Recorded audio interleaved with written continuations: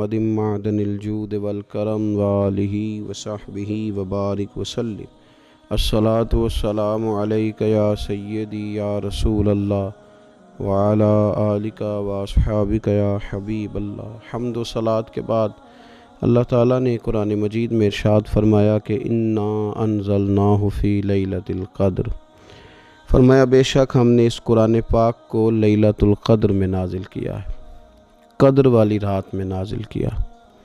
وما ادراک ما لیلۃ القدر، قرآن مجید کے انداز پر غور فرمائیں۔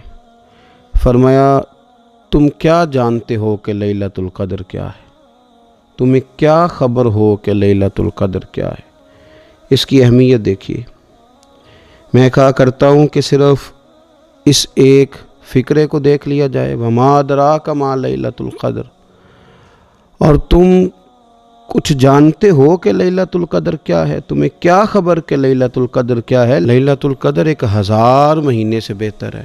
ان آیات کو دیکھیں اور ساتھ نبی پاک صلی اللہ علیہ وسلم کا وہ فرمان دیکھیں جس میں حضور علیہ الصلاۃ والسلام نے فرمایا تمہارے پاس ایک مہینہ آ رہا ہے رمضان کا، اس میں ایک رات ہے جو 1000 مہینے سے بہتر ہے، اور یہ لفظ کتنے جھنجھوڑنے والے ہیں۔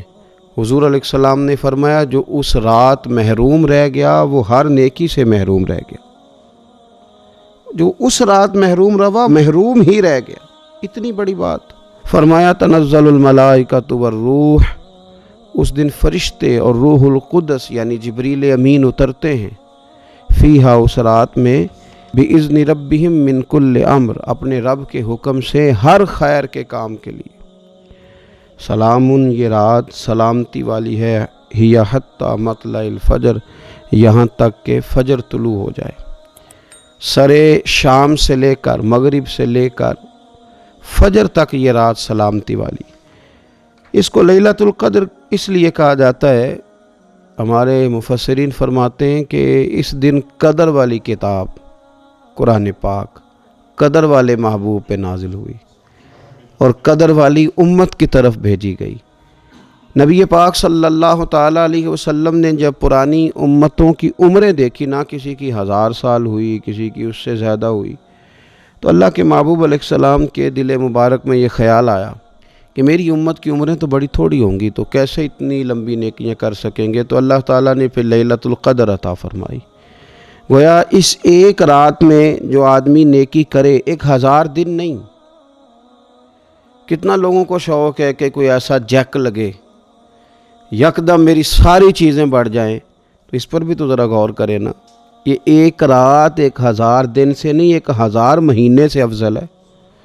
1000 یکدم آپ کی نیکیوں کی عمر 1000 ماہ تک چلی جاتی ہے۔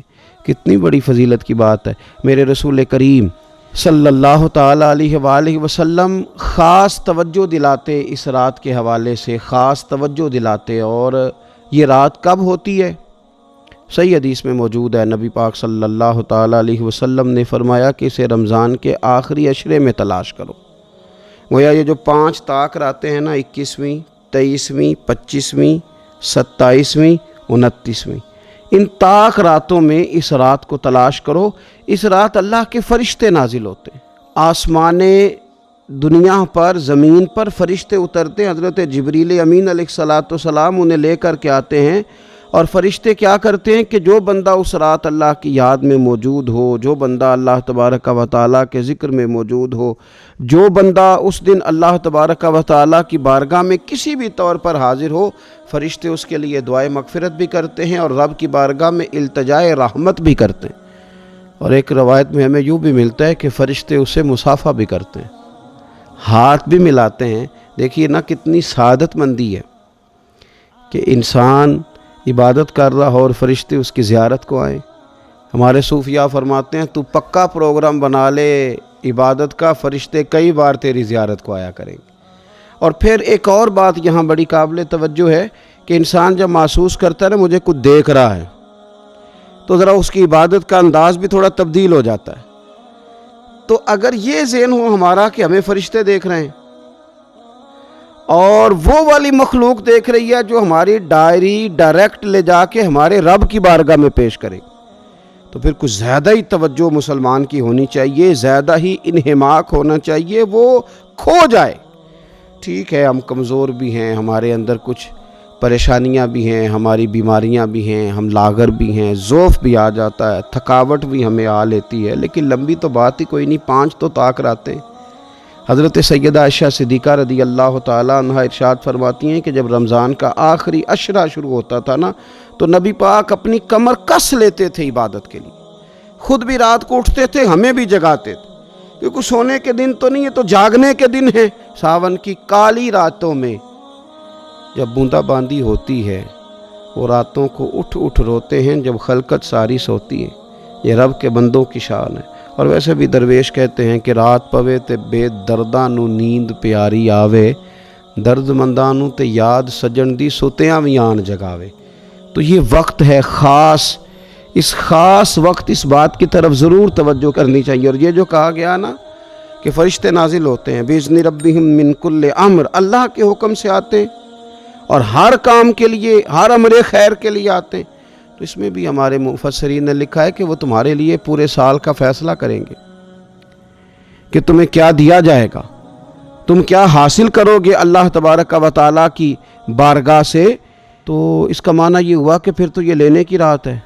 ایسا نہ ہو کہ فرشتے آئے ہوں رب کی بارگاہ سے یہ پیغام کرم ہو کہ دینا ہے اور لینے والے سو رہے ہوں، وہ آرام میں ہوں۔ تو یاد رکھیں خیرات اسی کے پیالے میں آتی ہے جس کا پیالہ سیدھا ہوتا ہے، اور اگر پیالہ ہی سیدھا نہ ہو تو خیرات پھر پیالے میں نہیں آیا کرتی۔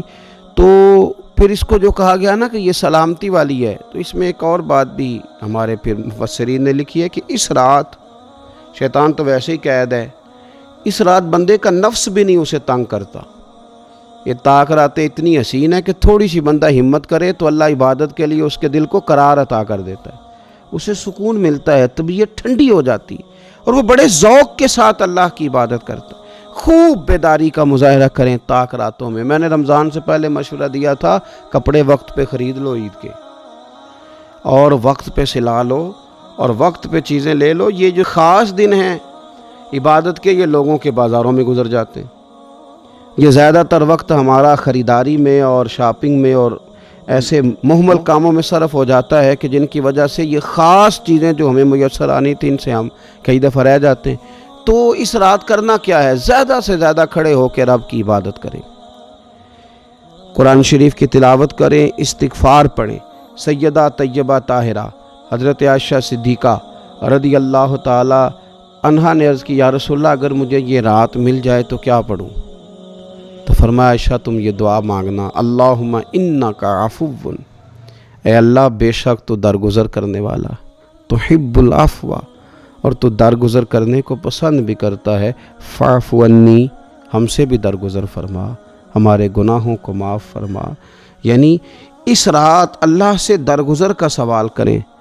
جو لوگوں کے سامنے اپنی خطائیں ہوتی ہیں وہ تو ویسے بیچارے ہر وقت معافی مانگتے رہتے ہیں، جن کے پیش نظر اپنی غلطیاں ہوتی ہیں، جو اپنے رب کریم کی بارگاہ میں حاضر ہونے کا ارادہ رکھتے ہیں صاف ستھرا ہو کر، وہ تو ویسے ہی معافی کے طلبگار ہوتے ہیں۔ تو یہ تو خاص چانس ملا ہے معافی مانگنے کا، تو بالکل سستی کا مظاہرہ نہ کریں، بالخصوص وہ لوگ جو اعتکاف میں موجود ہیں۔ نیند تو کسی وقت بھی آ جاتی ہے، آپ دوپہر کو بھی ذرا چپ کر کے لائٹ آف کریں تو یہ آ ہی جاتی ہے۔ آپ سر شام بھی تھوڑا سا کھانا کھانے کے بعد اگر کمر سیدھی کرنے کو بھی لیٹ جائیں تو نیند تو پھر بھی آ ہی جاتی ہے۔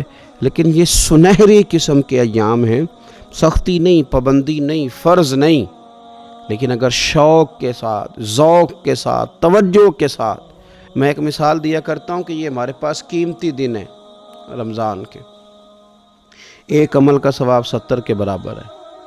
تو جس طرح انسان کے پاس کوئی چیز تھوڑی دیر کے لیے آئے تو اس نے جانا ہو تو لوگ اس سے زیادہ فائدہ اٹھانے کی کوشش کرتے ہیں۔ دیہاتوں میں نا غریب گھروں میں استری نہیں ہوتی تھی، ہر گھر میں نہیں ہوتی تھی، تو کسی پڑوس سے استری لے کے آتے تھے تو بوڑھے لوگ یہ کہا کرتے تھے کہ زیادہ کپڑے استری کر لو، استری واپس کرنی ہے۔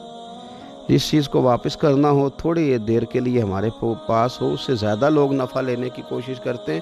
تو یہ تو تھوڑے دن باقی رہ گئے، طاق راتیں تھوڑی رہ گئیں، زیادہ نفع لینے کی کوشش کریں۔ اللہ تعالیٰ اس سال جب فرشتے لیلۃ القدر پہ آئیں تو وہ امت مسلمہ کے لیے ایسا رحمت کا